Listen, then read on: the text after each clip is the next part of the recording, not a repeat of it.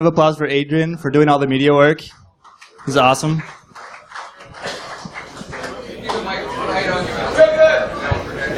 We good? Okay.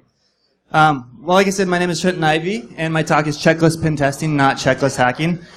For those of you who don't know me, I'm quite a few things. If my PowerPoint will work, I'm a dad. This is my kid. I'm a network pen tester for a Fortune 500 company.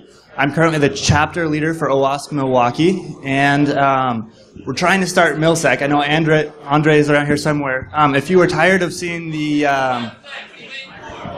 if you're tired of seeing the website say 2012 is the next event, that's going to be changing soon. So you can sign up for that. Shameless plug. And finally, I'm a volunteer for Hackers for Charity. So come stop by the booth, say hi, buy stuff. So with that, I've gotten in this idea of we need to checklist all the things, right? And when I tell people in the security community this is usually the response I get.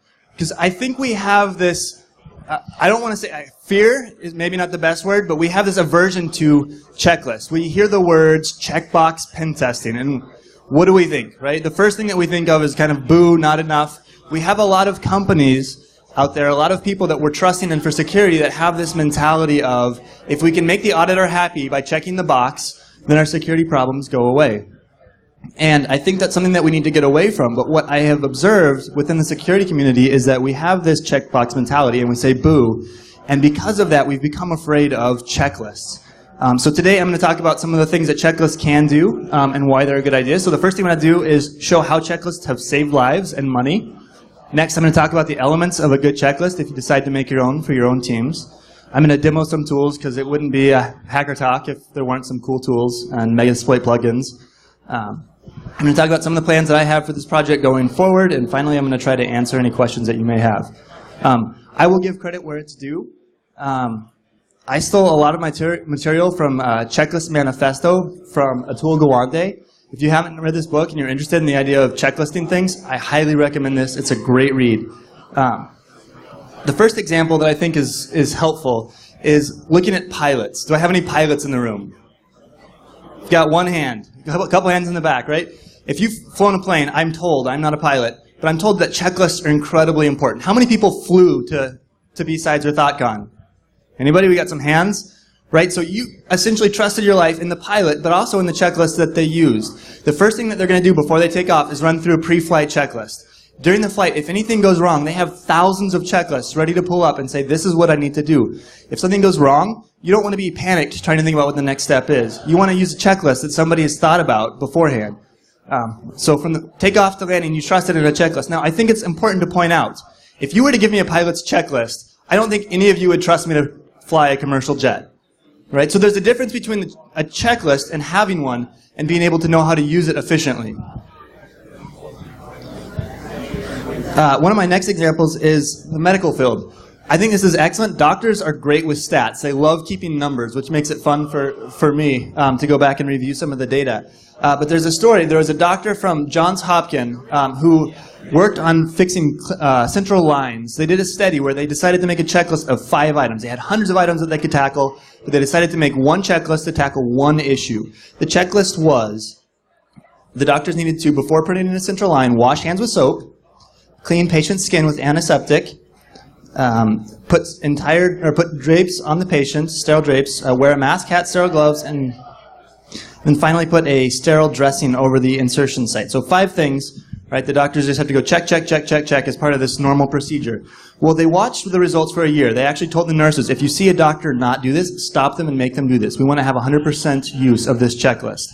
And at the end of that time, they looked at the numbers and they had found that the 10-day line infection went from 11% down to 0. So if you think about everybody in this room, right, like this whole first 5 rows for the lower section and maybe that section over there, all would have gotten infected before this change. But 5 checks made the difference between infection and not infection. So they decided, this is cool, let's do the study a little bit longer. They went on for 2 more years to do this study, and they found that in the entire time of the study, they had prevented, they think, 43 infections. They calculated from looking at previous years, they had saved 8 lives from a 5-point checklist.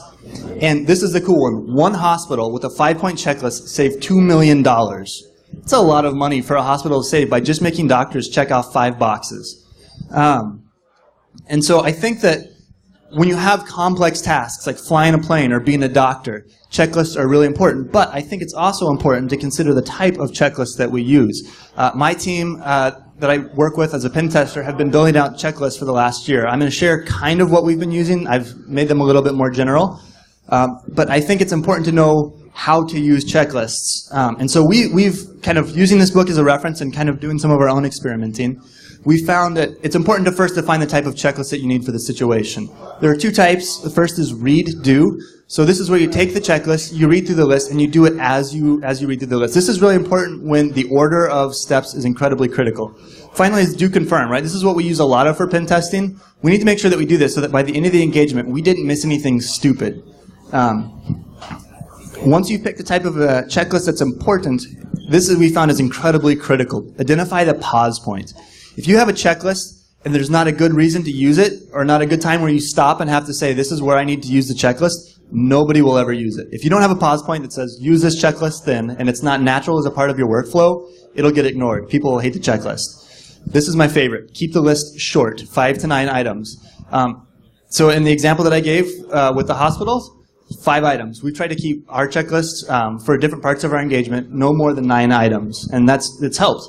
And then finally, focus on the critical points. When we first developed out our checklist, it was like 100 items long, so it broke the keep the list short rule. But the other disadvantage was we had a lot of stuff that didn't actually matter, and so we decided, well, what are the most critical steps? What is the one thing that if we forget to do this in the engagement, the entire thing is messed up? And so when you build checklists, focus on critical points. I think when you build checklists, it's important to keep the language simple. How many people are QSAs, PA QSAs in the room? Anybody? Seeing a couple of hands. Right, I think that the DSS is a good standard, but one of the challenges with working with it is it's definitely not simple, at least in my opinion. Maybe there's some PCI gurus out there. But simple checklists are much more usable. Precise is very important. You have a lot of checklists that can have really ambiguous or unclear, I guess, lists. And so having it very precise and knowing exactly what you need to do as a part of checking off that box is important. Listening to be actionable. So when you read it, you need to be able to know what you need to do and how to do it. So you shouldn't have, if you can't make it an action, then you need to change the list. And then finally, adoptable. We found that as our workflow or transition or testing methodologies change, we want the checklist to be able to adapt with that. And then this is the most important. You need to field test and then revise checklists. We went through about a year of changing our checklist. In fact, we went and sat down for about 2 days to revise our checklist again, just because if you don't constantly test and revise, it won't work. As a side note to that, if you decide to build a checklist for your team, don't give up if it sucks the first 10 or 15 times, right? Keep at it. It's actually very, very helpful if you can go forward. So there's a lot more, but that's kind of a basic list. I'm going to demo some tools because it's fun. I like building tools. These are all open source and available on GitHub. Actually, one of the tools that I'm going to demo is in a pull request for Rapid7's Metasploit right now. So hopefully MSF Update will get this to you all soon. But if not, you can get it from GitHub on one of my profiles. So 2 tools. First is DokuWiki, or DokuWiki, plus some customization. And we built out a note framework out of this that makes it easy to take notes.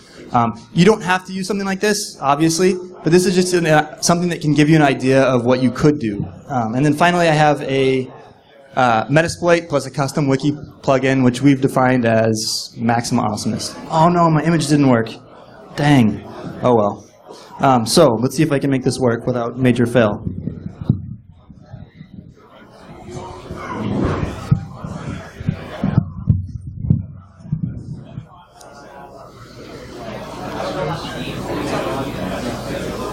Uh-oh.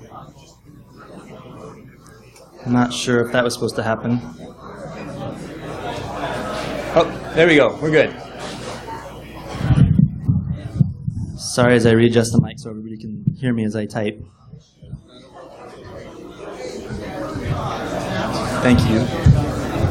So when we build out this framework, one of the cool things about DokuWiki is that you can actually put it into it's a web app that doesn't require a backend database. So everything is flat file. So the cool thing with this is that we can wrap our engagements in a TrueCrypt volume. So when we're done with an engagement, we have a TrueCrypt volume that contains all of our notes, all of our finished checklists for an engagement. We can unmount that TrueCrypt volume, and then throw it on a hard drive. And it's completely safe. It's got documentation. If somebody comes back to us 6 months later and says, hey, between the hours of 1 and 1:05 p.m. on this day, did you do this? We can pull that TrueCrypt volume back, look at it, and it's easy to have that record in a nice, concise way.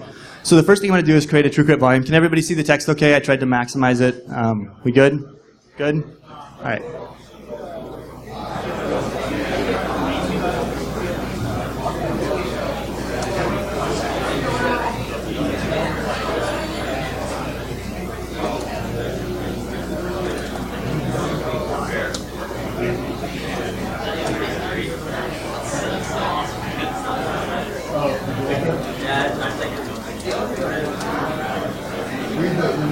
Uh-oh. Wah-wah. All right. That's better. So I'm just going to go ahead and make it, let's see, I'll make it 100 megs. Usually make it a little bit bigger, but there's not going to be much here. I'm going to keep with default settings all the way until the file type, in which I'm going to use Linux ext4. If you wonder why I'm doing this, it's because I can't see my own monitor, so I'm trying to look at the screen as I go. I think that's 4.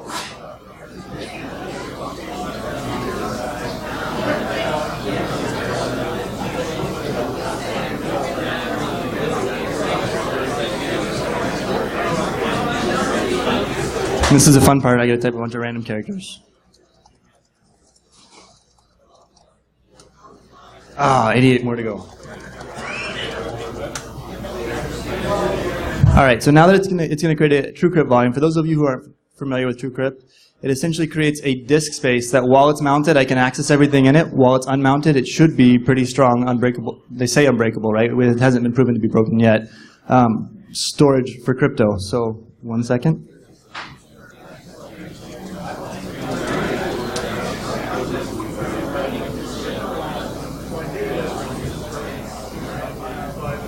Okay, we're good. So now I have a TrueCrypt volume. I'm going to go ahead and mount it to my web root for my local system. Kali has an Apache server built in, so if you have a Kali distro, you can do this right from there.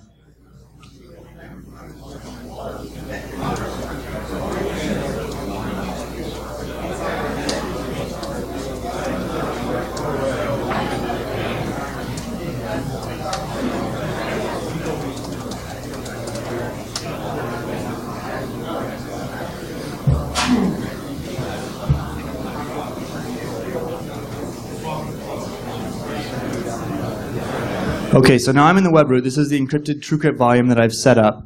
Here's where the stuff that I put in with DocuWiki comes into play.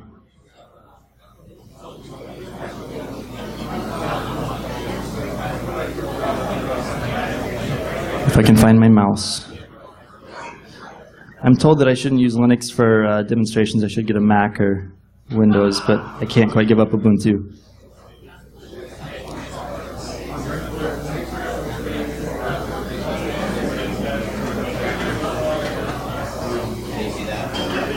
There we go. Okay, sorry. So I've created a repo or an org on GitHub called SecurityKB to kind of be the starting grounds for this project.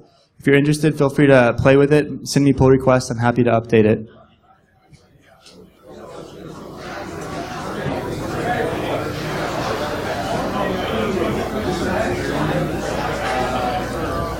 But it's as simple as copying the URL in the bottom right-hand corner once you've viewed the page. And we can go back to our mounted TrueCrypt volume.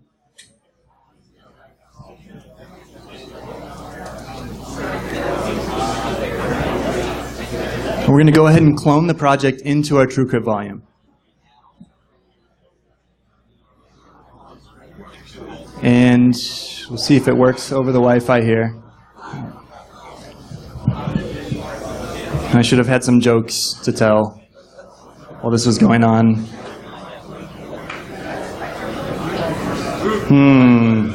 The Wi-Fi's. I could close. Okay, this is taking forever. I'm going to backup plan.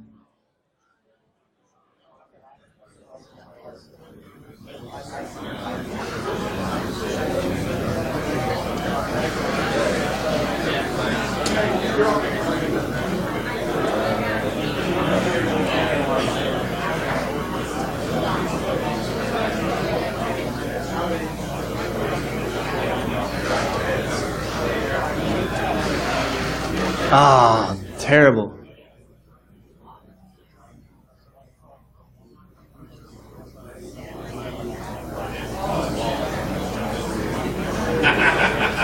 Okay, we'll go back to the original way. Sorry.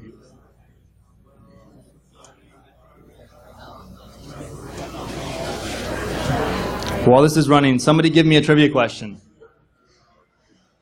And then I will ask somebody else to answer it for another prize. No?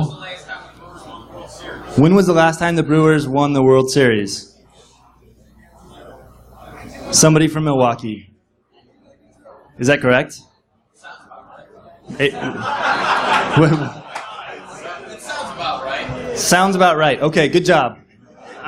I'm reaching here. Dang it, only 15%.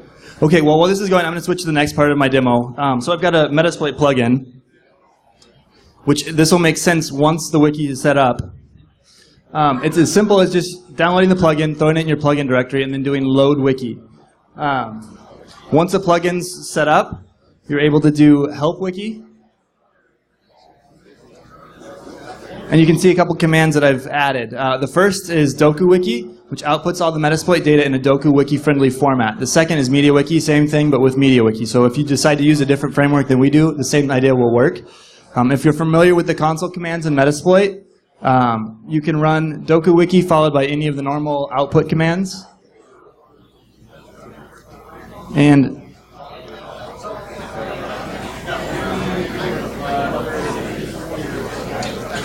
you'll get a wiki-formatted version of text to just throw right into your wiki. So as we're performing pen tests, we can do all of our work in Metasploit, but then we can take notes by just simply copying and pasting host files, creds, things like that, straight from Metasploit into our framework.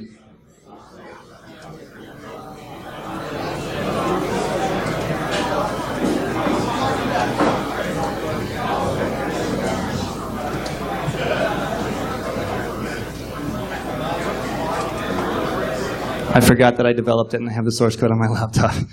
Don't have to pull it from GitHub.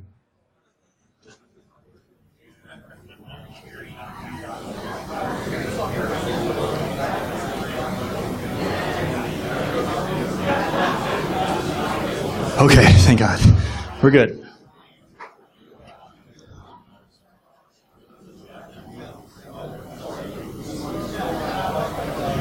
Okay, so one more thing. Since I didn't.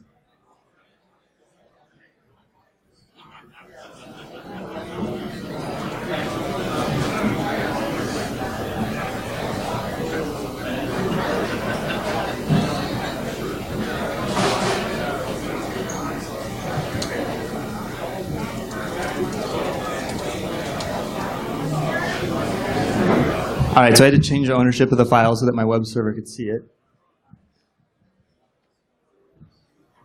So once we're here, we've got a setup page that's ready for us to go. It's got all the framework for engagement. There is an installer script that you can run, which I'm not going to demo because I'm short on time because of screwing up the GitHub thing. But once you're here, you can log in.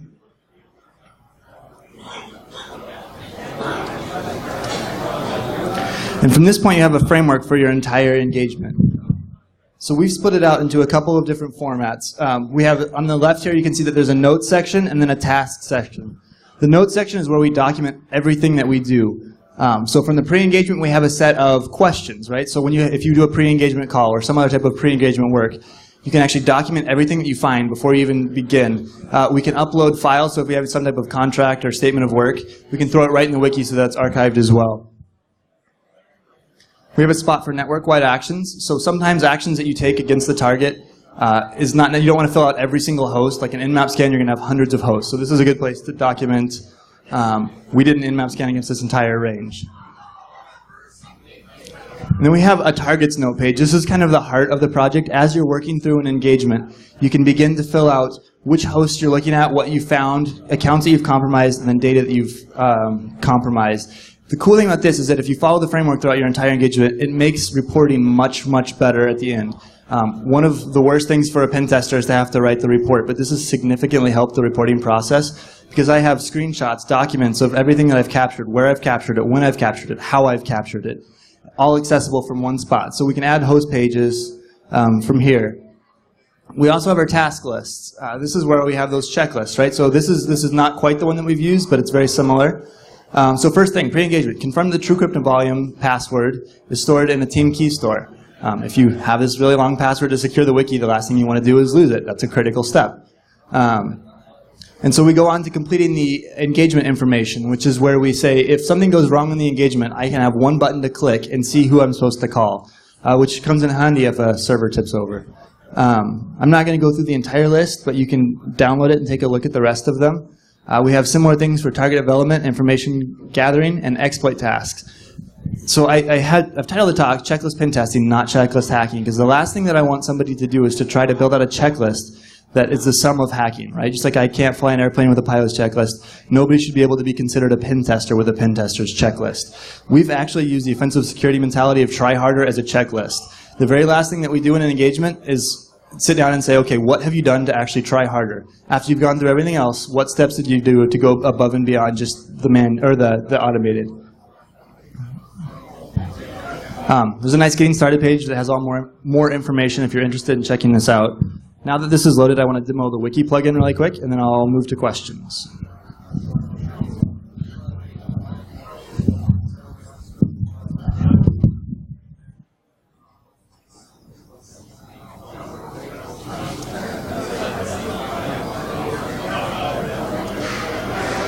So I'm going to go ahead and create a host page. And actually, I'm going to do services for a page.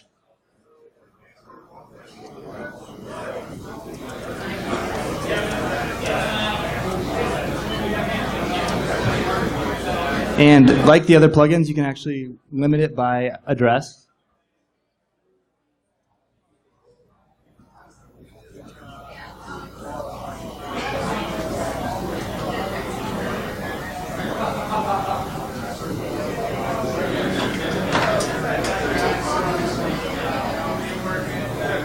So from here, I'm going to go back to the framework and actually create a new host page.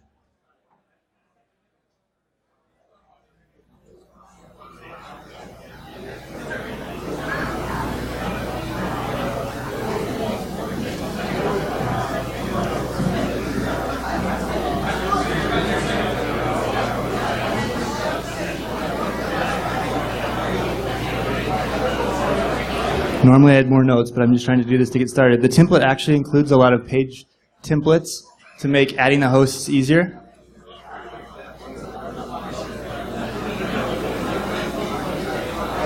But when you're done, you get a nicely formatted table of all your Metasploit output. We've actually built other plugins, and if anybody's interested, you can come and talk to me at the HFC booth to automate all of our testing so that by the time we're done with our pre-engagement scans, we have a wiki that has a host page for everything that's actually in scope. So we can automate a lot of this to make testing significantly easier.